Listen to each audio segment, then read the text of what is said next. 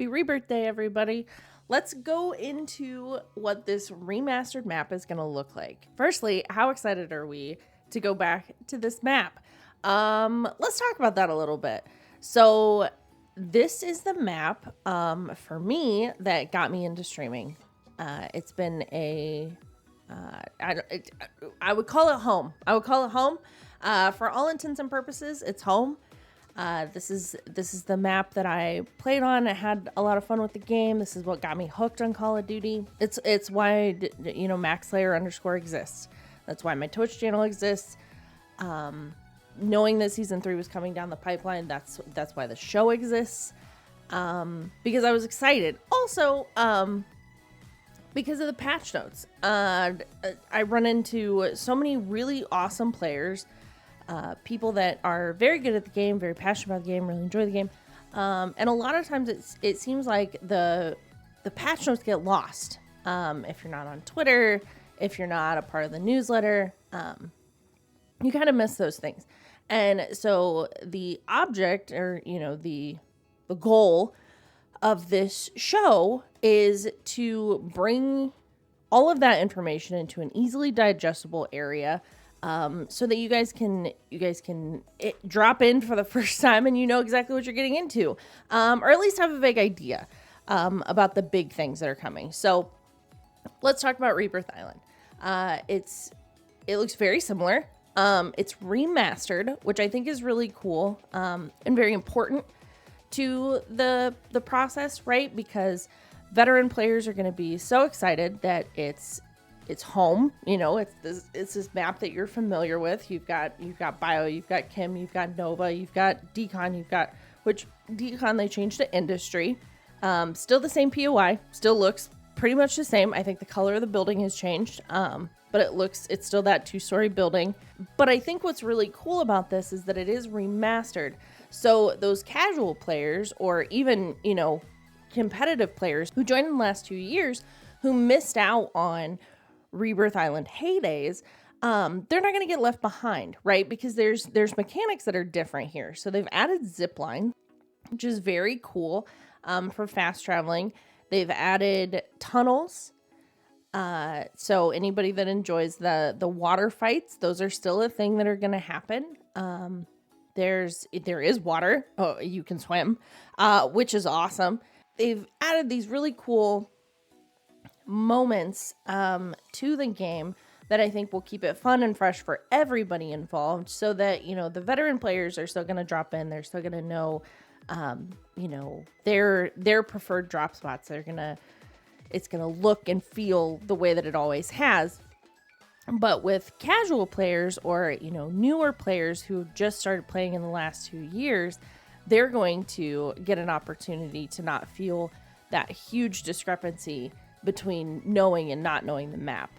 We're all going to kind of drop in and learn it all together and learn how to adapt to these different instances, which is really cool. And I think it's really cool and really important for the player base. Rebirth infill strikes. This is coming in season. This is not something you're going to run into today at launch. This is going to be in season, and I'll just read it to you, and then we'll digest it. Rebirth Island has numerous landmarks you utilize in almost every game, but what if one of those locations was leveled by an airstrike just prior to infill? Keep your wits about you and learn new tactical movement across the rubble-filled scenery should an infill strike occur during a match. These explosive infill elements occur rarely and randomly, adding new gameplay experiences to that match. On certain drops, prepare to adjust your drop point and dynamic movement around a particular point of interest, as these infill strikes destroy one of the following buildings: lighthouse, prison, or water tower. Now, what does this mean? Okay. So, when you fly in to Vondel right now, you fly into that map, you have the 2 helicopters that crash into each other. You've got the big part of it lands right in Market, right outside of that church. That's essentially what's going to happen. We're going to be in the plane, we're going to be flying in, and all of a sudden, a certain section of the map is going to blow up. It's very cool. I think that this is a really interesting thing that they've decided to start doing. I think that it's going to make rotations different. It's going to make that fighting different. We're also not going to have just a huge hole in the map the way that we do on Fortune's Keep right now. So it's a really cool way for them to adjust the map layout without making it a permanent thing. So I think that this is a major W. I think that they did a really good job with this. I think it'll be very cool. Now, there's new equipment, okay? So there is now going to be Squad Rage, okay? So I'm going to read you what this is because it's a really interesting thing. Locate an enhanced version of the Battle Rage field upgrade by looting or purchasing it at a buy station, and then huff the mask to your tactical advantage. Once active, Squad Rage vaporizes any gas within the radius of effect surrounding the user and grants Battle Rage to both you and any teammate standing within that radius. Stave off the gas, resist the effects of the enemy tacticals, and utilize infinite tactical sprint, increased health, and regeneration for the duration of the rage. Weigh these advantages with keeping your crew close enough for everyone to gain these possibly match-winning benefits. This is huge. This is huge, and if you know that it exists and you can figure out how to utilize it, this is huge. The radius it's not huge. We're talking like PDS distance, but it's going to impact the entire team. It's going to impact the entire team. It's huge. The slogan for season 3 is leave no friend behind. Okay. So you're going to see a lot of instances where the benefit comes from landing together, running together, staying together. This is going to be something that is going to be mildly frustrating for players who like to run off and do their own thing, or like to push things, or, competitive players who typically run more spread out, which is fair. But there is some benefit to sticking with your team. Okay. Have you ever been playing a game and you wondered how you were stacking up against the lobby? I mean, we can tab or whatever it is on the controller and see how we're performing against our teammates. But have you ever wondered how you're performing against the lobby? Now, there are biometric scanners that are littered around the island. You have a key card that takes up a slot in your backpack.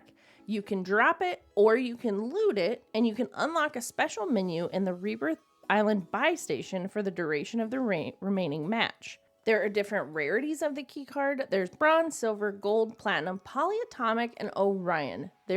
As you get down the list, obviously they get more rare. Your chances improve if a squad mate is close by during a scan, or if you repeat the scanning process in the next few days. So, your chance to get a more rare key card goes up as you use this. Okay, why does that matter? What information is it going to tell you? What's it going to give you? Bring your keycard or one you've looted from the corpse of a foe to any Rebirth Island buy station, and a special keycard menu will be accessible based on the highest card you have in your possession. General examples of expected items from each keycard menu are as follows. For bronze, you can get random ammunition, cash, armor plates, lethals, tacticals. And then it just gets more from there. So like platinum is random ammunition, cash, armor plates, lethals, tacticals, perk package, plate carrier, field upgrade, kill streak. Again, these are just going to be based on how many times you use it, how often you kill somebody and take their key card. These are going to be a really interesting loot option because it's not something we've ever seen before. So I don't know how valuable they will be, but it's going to be similar to like your dog tags when you would play DMZ on Almaz. Okay, let's talk about weather. As Season 3 progresses, the atmospheric conditions of Rebirth Island may begin to vary. So this is an in-season update. With an increasing chance of variable changes to the weather, the visibility of your squad and enemy players is always of overriding importance, as this weather mainly serves as pleasing new ambiance to the backdrop you're fighting in. Rebirth Island's weather is almost always sunny with clear skies. Occasionally, there may be matches where the sky is brooding and overcast, the sun is setting, or a light sea fog seems to roll in. Sometimes the change in weather lasts the entire match, and sometimes the weather may change partway through. And the changes in conditions mean extreme vigilance is recommended. So, It's just to change the lighting. There's nothing here that indicates that we're going to need night vision goggles. It's not going to be dark. It is going to impact your snipers. It is going to make it hard to see the enemy. It's going to make those in-game confrontations a little more. But we have a ton of practice after going through Vondel with that thick fog. And we've done the weather thing before. So I think it's excellent. There are smart displays. If you've ever played Apex or watched anybody play Apex, you know that there's banners and billboards that show previous winners. They show kill streak leaders, things like that. Rebirth Island is now getting those. Bolted onto both exterior and interior walls across Rebirth Island are over a dozen smart display panels. You can get Coney propaganda, the general weather forecast for Rebirth Island, and more tactically, where the largest heat zone is, the congregation of players fighting during a match. Operators who've secured biometric scanner keycards can also be shown on these big screens, as well as the first demon operator to hit 10, 15, or even 20 kills in a game, so you know who to take down or who to avoid. So this is really cool. This is a really cool opportunity for you to see who's performing the best in the match. It's going to give you a tip on those weather instances that we talked about. These are really, really cool, and they're going to be a really important element of the game, I think. So squad assemble and squad play bonus, like we talked about earlier, leave no friend behind. Okay, so the big push in season 3 is squad running. The squad that stays together slays together. During the infill of Resurgence and Battle Royale, expect to earn match rewards if you land near your more enthusiastic teammates who led the way. When active, you'll receive a message to land with your squad to earn bonuses. This is purely optional, though you may find staying closer during enemy encounters helps your overall team dynamics as well as getting those W's. So in these highlighted areas, this isn't going to apply for solos because you're just landing by yourself. But as long as your team lands within that radii, so as long as those circles are overlapping just a little bit, so each player has a radius around them, as long as those circles are overlapping just a little bit, you're going to get the rewards from this. So what are your in-match rewards? Did your team successfully land somewhat together? You'll know if you did if you're rewarded with XP, cash, and even a special supply UAV revealing legendary and personal loot cache options. Marking the landing destination, each squad member receives XP if any teammate pings the location where you land before the first squad member touches the ground. Land as a full squad for a sizable XP and cash bonus.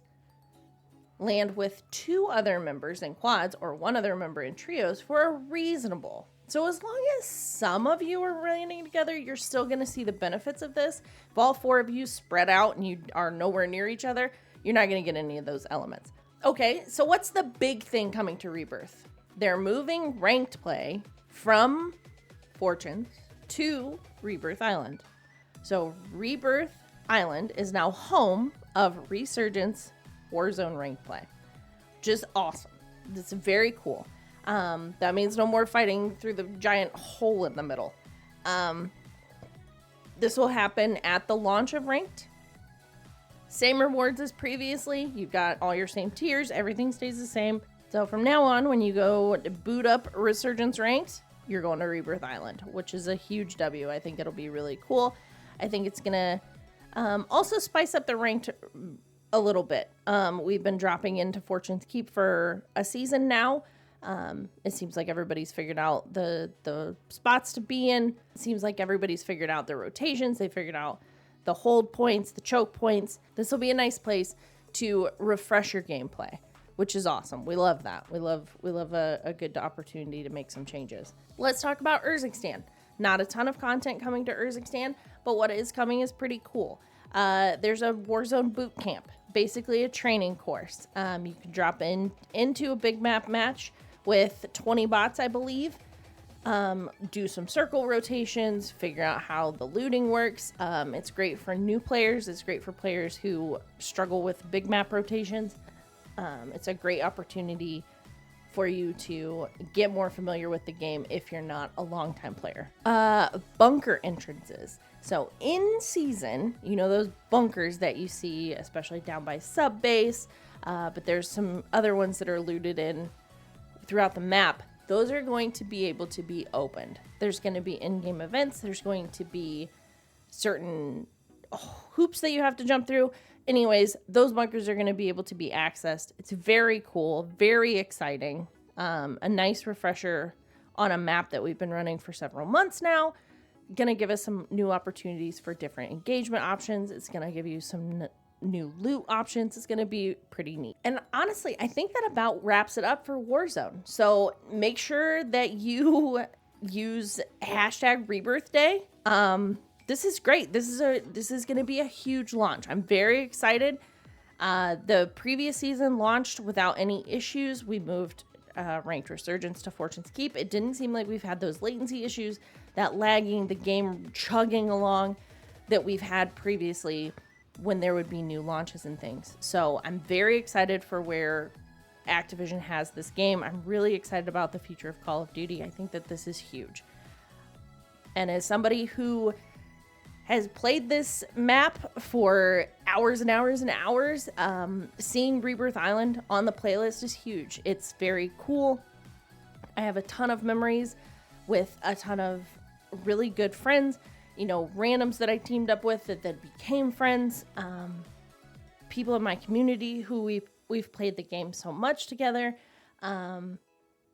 It's gonna be a big day. It's gonna be a lot of emotions. It's gonna be one of those where you drop in and you get the feels, right? The last time I was on Rebirth Island, I was on a controller, and as soon as Warzone Mobile came out, I booted the game up. I grabbed my controller. I dropped into Rebirth Island with my buddy, my duo, and the feels that, you know, they hit me. It was like coming home.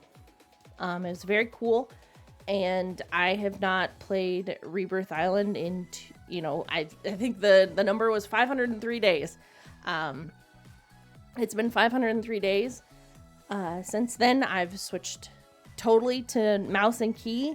I did not play mouse and key effectively on Rebirth Island. The last time I was there, I was in the transition process between controller and mouse and key. So getting to experience this game on the big screen with all of my stuff, all my setup, really locked in, keyed in, chat going crazy, teammates really excited. It's going to be awesome. Anybody that's dropping in, I hope that you have amazing games. I hope that you get to feel your feels. I hope that you love it as much as we used to, maybe even more with all the updates and things. But it's going to be really awesome. It's going to be something that we all get to experience as part of the COD community, and it's going to be a big day. So happy Rebirth Day, everybody.